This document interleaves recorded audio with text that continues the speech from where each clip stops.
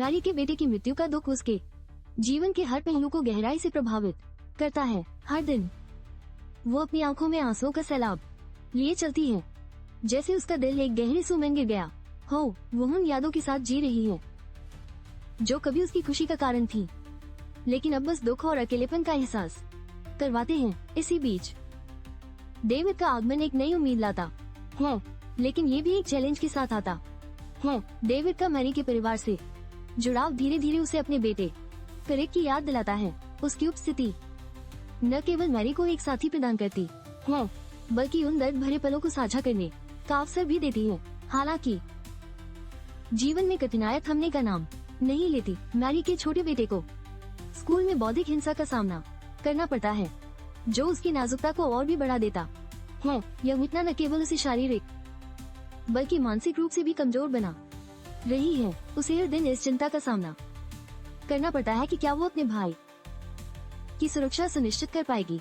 इस स्थिति में डेविड का अन्ना की सुरक्षा के लिए समर्थन बेहद महत्वपूर्ण होता है। वह एक जिम्मेदार व्यक्ति बनकर सामने आता है, जो माँ की गहरी चिंताओं को समझता है। ऐसे में वे दोनों मिलकर बाहर जाने का निर्णय लेते हैं, एक नई शुरुआत की उम्मीद लिए। लेकिन खुशियों में भी अंधेरे बादल छाए रहते हैं। डेविड का अन्ना के पूर्व प्रेमी के साथ टकराव एक नए संघर्ष को जन्म देता है। यह घटना न केवल उनके रिश्ते को चुनौती देती है, बल्कि अन्ना के मन में डेविड के प्रति संदेह भी पैदा करती है।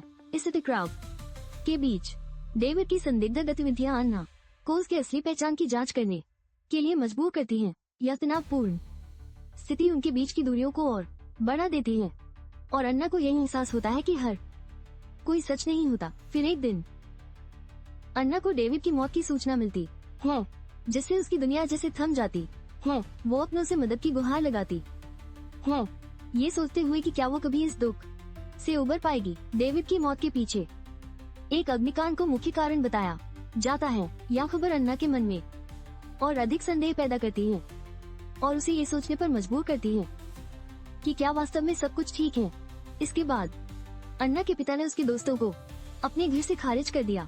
ये एकदम अन्ना के लिए गहरा धक्का बनकर आता है, और वो अपने पिता से तीखी बहस करने लगती है। इस स्थिति में वो अपने हालात के खिलाफ खड़ी होती है। इस बीच अन्ना ने डेविड के फोन कॉल इतिहास की जांच की और एक सर्जन के साथ उसके संबंधों का पता लगाया। यह जानकर वो डेविड पर शक करने लगती है, और यह उसे और भी चिंतित करता है कि क्या वो कभी भी सही फैसले ले पाई थी।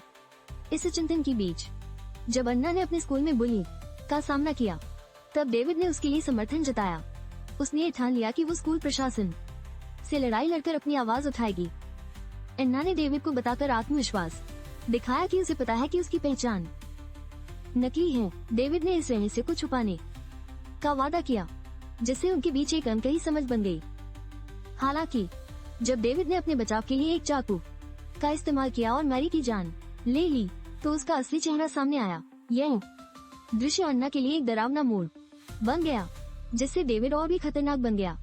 एक काले आदमी ने डेविड की पहचान को उजागर करने के लिए एक योजना बनाई, लेकिन डेविड उससे पहले ही भागने का प्रयास करने लगा। यह घटना अन्ना के मन में और भी अधिक चिंता का कारण बनती है। डेविड का जीन संशोधन उसके मानसिक स्वास्थ्य पर प्रभाव डालता है। इसका नतीजा ये होता है कि वह संकट में पड़ने पर हिंसक हो जाता है, और यह उस स्थिति को और अधिक भयानक बना देता है। एना और डेविड के बीच की जंग उनके अपने अस्तित्व की सुरक्षा के लिए संघर्ष को दर्शाती है। यह स्थिति दर्शकों में तनाव और उत्सुकता पैदा करती है, क्योंकि हर पल और भी रोमांचक होने लगता है। कहानी में एना का चरित्र विकास महत्वपूर्ण होता है। वह डेविड की खतरनाक योजनाओं का सामना करती है और अपनी शक्ति को पहचानती है, जिससे उसकी आत्मविश्वास में वृद्धि होती है। फिल्म का अंत अनिश्चितता में छोड़ जाता है, जो दर्शकों को सोचने पर मजबूर करता है कि क्या डेविड वास्तव में जीवित है या ये केवल एना की कल्पना है।